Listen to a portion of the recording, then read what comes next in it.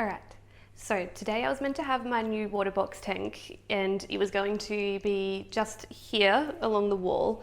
However, it didn't end up working out and I wanted to make this video just to talk about what happened and why. I'm still getting the tank is fine, it's not broken or anything, but it's more about the process of actually getting a company to be able to move the tank. And I thought this might be a helpful video to make for anyone who was in the position that I was in, where you've never actually had to hire a company to move a really big tank and maybe you don't really know the questions to ask and what to look for as well in a reliable company.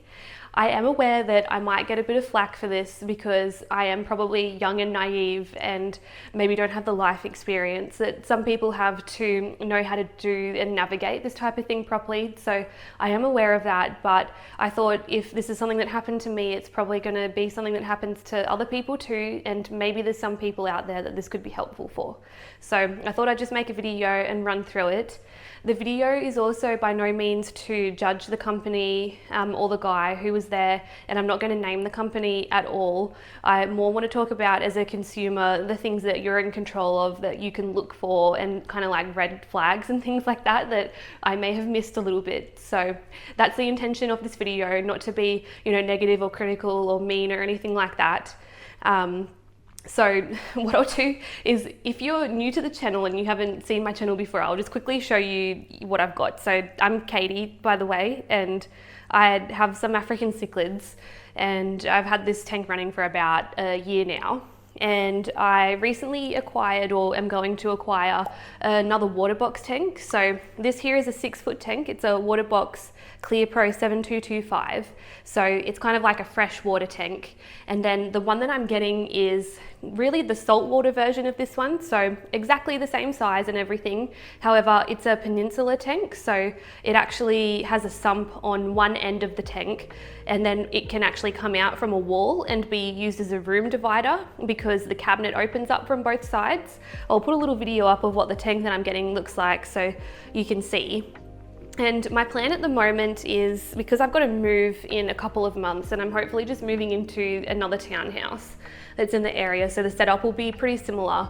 What I'm going to do in the time being is, when the new tank gets delivered, I'm thinking that I'm going to have it come out from that wall.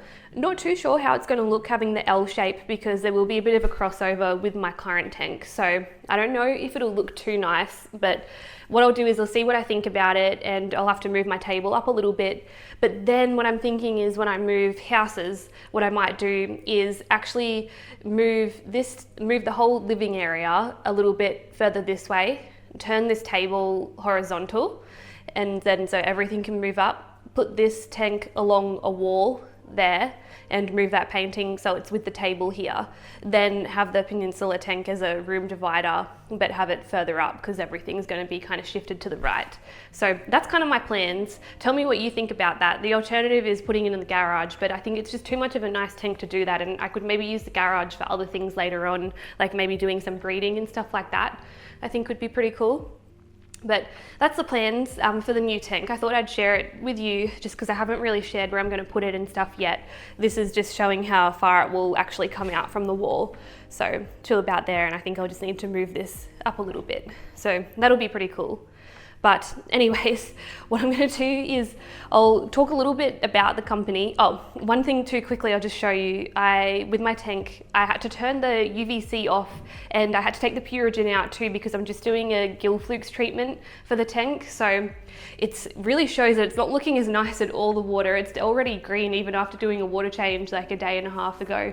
And you can tell it's nowhere near as clear as what it was when I had the Purigen in there too. So that's good to see. It makes me appreciate it more, the difference that stuff did make. I've got a video on the Purigen and using the UVC as well to show you the difference that it made, which I'll put in this video. But that just explains why it's looking a little bit green and everything. But yeah, so I'll tell you what happened with this company and maybe some things to look out for. I'm just gonna sit down and everything and get ready to tell my story. So let me do that now. Alrighty.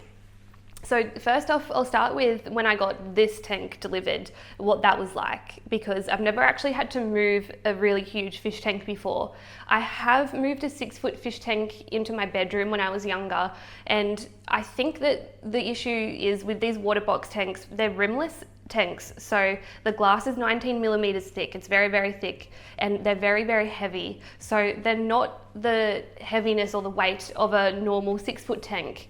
And that's my first mistake, I think, is maybe not realizing that people don't know that they don't understand how heavy these tanks actually are. And so it's probably true that some moving companies have moved 6-foot tanks, but not Waterbox tanks that have that really thick glass. So this tank weighs a bit over 200 kilograms, I believe, and the cabinet's quite heavy as well. But when it got delivered here, it was only delivered by one person because the cabinet was flat packed and they had a contraption of some sort to be able to actually get it down from the truck and then deliver the tank. And then once it was here in the driveway, it was pretty much unmovable. And what we had to do was I went and hired some canard glass suction cups to actually move the tank, and then got about 5 or 6 men here who were moving it together and even found that heavy. And it was also it was kind of hard to get a grip on. So you really, really need to have suction cups if you're going to be actually lifting it, because it's quite hard otherwise to get a proper hold on it and to actually put it onto the cabinet. So I was aware of how heavy the tank is and how difficult it actually is to move. However, I don't think that most moving companies, even if they are piano moving companies and they say they do fish tanks too, they may not know. So what I would recommend, if you need to move a fish tank, to actually see if you can find out the specs for how heavy it is, and don't just tell people the model and rely on them to actually look at it and see if it's something they can move or not. I think you're better off actually being really specific and saying that this tank is a couple 100 kilograms. You're probably going to need 4, 5 men or some type of machine or contraption to actually be able to move it. And you're probably going to want to have suction cups and stuff as well, just so people actually really get a good idea what they're in for. In my mind, I thought that if it's a moving company that does pianos, and they do heavy things, that they would have a bit of an idea on how to move heavy things. And I assumed too that they wouldn't want to waste their time coming out to a job that they couldn't do. However, I think that some people will know that maybe they don't have the ability to be able to do it very safely, but they know that they have the strength to be able to move something, and they're happy to just take the money and do it. Because the amount of money I was going to pay this company was $850, and I did ring around to about 10 different places, and they were all a little bit less than that. And so I thought, well, this person knows that it's a Waterbox 7225, that it's 19 millimeter glass, that it's the tank, the cabinet, the sump and everything, and they do pianos for a living. It says that they've done some fish tanks as well in their reviews, and they've got pretty good reviews. So I thought, I'm sure that this will be okay. He said on the phone they have insurance as well, and that the cost that I was paying was covering for that too. But then he also asked me if I could pay in cash.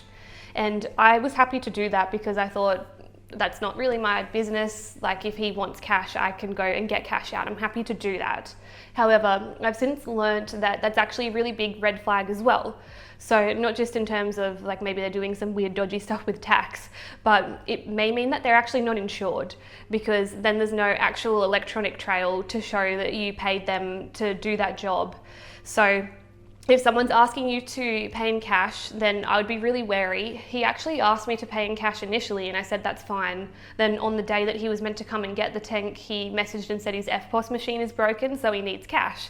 So they may try to actually pressure you on the day to pay cash, even if you've said that you will only do FPOS. So that's something to just be wary of, that if they do say that the machine's broken or something like that, it's maybe not a good idea to ever pay cash for something like this, where there needs to be insurance because it's expensive and it's delicate. Because if something had have gone wrong and this guy had have moved it, so by the way, I'll just tell you how he showed up. He was an hour and a half late. He said he would be there around 10. He showed up at 11:40. 11:40? Yeah, 11:40. And the person who was at the house had to leave for an appointment at about 11:45. So he was already pretty much too late to be able to move it. I'd waited the whole time for him there, and I'd called him once and he said that he was at a job 15 minutes away at like 10:15, and then he'd come after that. Eventually he ended up arriving. I called him one more time an hour later and he didn't answer. Then I texted saying we had to leave soon and he said he'd be there in 4 minutes. This guy rocked up. It was just him and a young guy, maybe his son, I'm not too sure, but you know, not overly huge, muscular kind of people. So I looked at that and I said, well, do you have anything to move the tank? Like, it's very, very heavy. And he almost seemed a little bit offended that I asked. And he said, you know, I do heaps of these, of course I can. And I said, okay, but he, you know, tried to lift it, it didn't look good. And I said, you know, I think it was actually the lady who was there, said, do you have grips, like, to move it? And he said, no, like, it's just going to be our hands. And both me and that lady, because we've both seen Waterbox tanks be moved in by people and we know this struggle that we saw very strong men have doing that, we knew that looking at this guy and the person he was with, that there was just absolutely no way that that was going to be safely moved.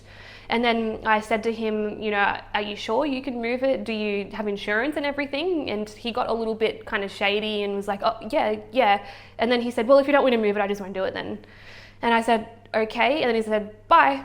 And he pretty much just walked out, left, kind of seemed in a bit of a huff and everything. And we were kind of just like taken back, like, what just happened? You know, that happened so quickly. And we were just confused, because the other thing he had said too was, he goes, oh, there's a sump in this? And I said, yeah, I told you. And he said, no, you didn't.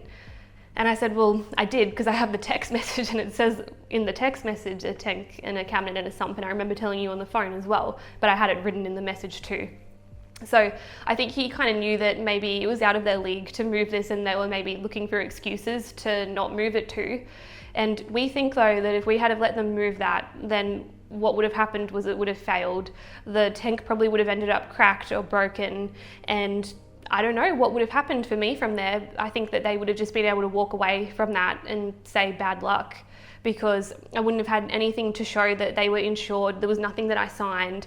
It was going to be through cash, and they probably just would have walked away without getting paid.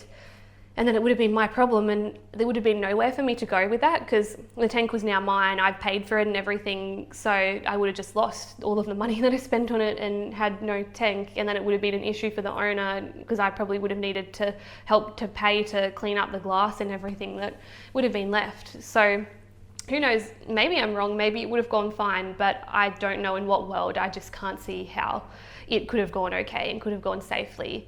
So that all happened very quickly, and I've definitely learned a lot from it. I think that it's good just for maybe other people to know some of the things to be aware of if you're looking to move a tank. So what I would say is, do not go with a piano moving company. Even if they've got good reviews, just don't do it. Only go with a company that specializes in moving fish tanks and nothing else.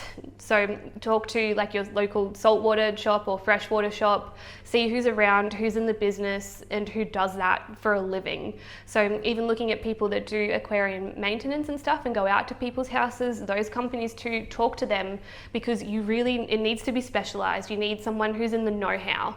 Now, of course, I'm talking in particular for very large tanks and expensive tanks. I know from picking up tanks on Gumtree, you know, I've picked up 4-foot tanks regularly and a 6-foot tank as well, and it was fine doing that with just my dad and my mum coming along with me and being able to put that in a van and, you know, sort it all out. But when you're working with things that are delicate, expensive tanks that are quite large and heavy, I highly, highly recommend only going with a specialized company, and make sure that you actually get something written, like a contract, to show their insurance, to have that confirmed.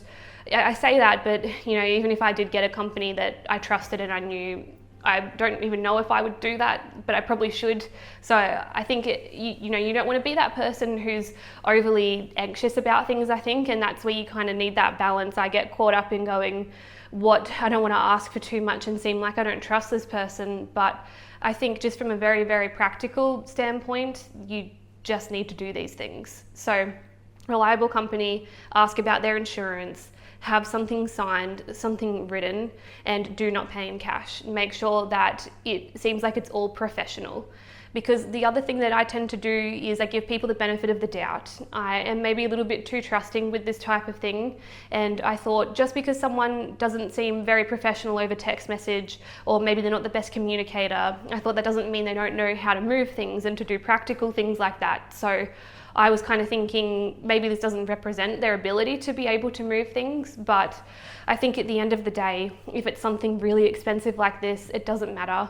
You just have to look for someone who has a professional company, and paying more doesn't actually necessarily mean that they're going to be able to do the job or do it better than someone else.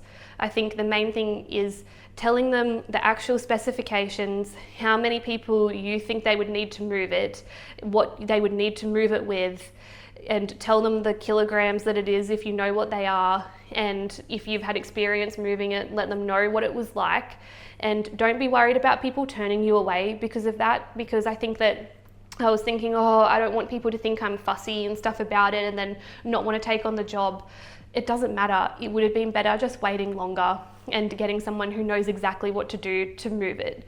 So maybe I'm just young and I've learned from that now, but hopefully that helps other people and you don't have to go through this situation yourself.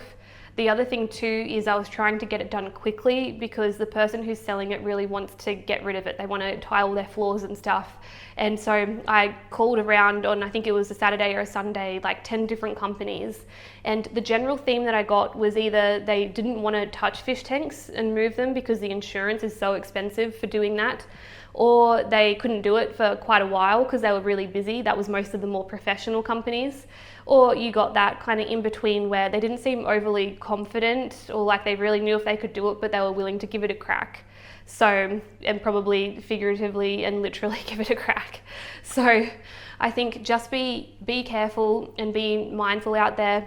If you know that you need to move a big tank, give yourself time because you might need to wait about a month or so to actually get a proper company to do it. Make sure you go with a good professional one. Don't give people the benefit of the doubt. It's not worth it. It's either it looks professional and they can show you that they can actually do it and they can show you that they know what they're doing. And I think that's the end of the story, really. So hopefully this is helpful for other people and you don't go through what I went through and you learn from this mistake. The plan at the moment is I'm going to get a proper aquarium company to move it in a few weeks. We've got the Ekka on here in Australia at the moment and a big saltwater convention in Sydney too. So a lot of the aquarium companies are quite busy at the moment. So it is going to take a few weeks, but it's totally worth it, I think. And it's probably going to cost me even less potentially to actually get it moved. But I'm happy to pay, you know, what I need to and everything to make sure that it's done safely.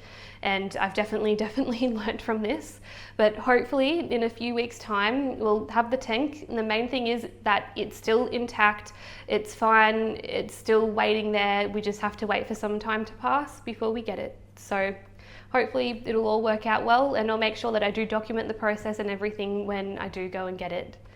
If you are finding my channel helpful, I would love for you to subscribe to it. If you haven't seen my other content, you might like checking out some of my African cichlid videos and stuff. And yeah, let me know what your thoughts are in the comments down below. Fully prepared to get some flack from this, and that's okay, but hopefully it just helps someone else.